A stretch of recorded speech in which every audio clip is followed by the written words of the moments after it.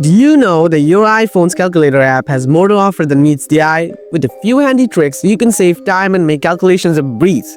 Let's dive into 5 tips to improve your experience with the calculator app. Trick 1. Swipe to delete a digit.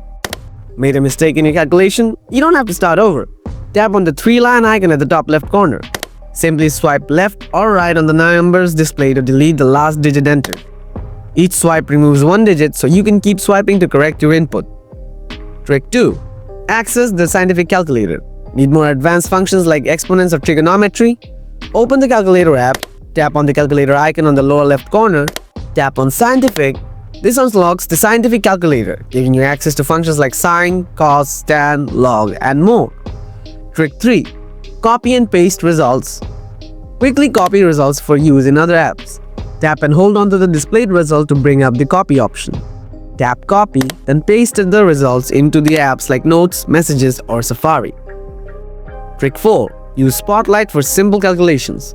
You can use Spotlight Search for quick calculations without opening the calculator app. Swipe down on the home screen to access Spotlight Search. Type in calculation.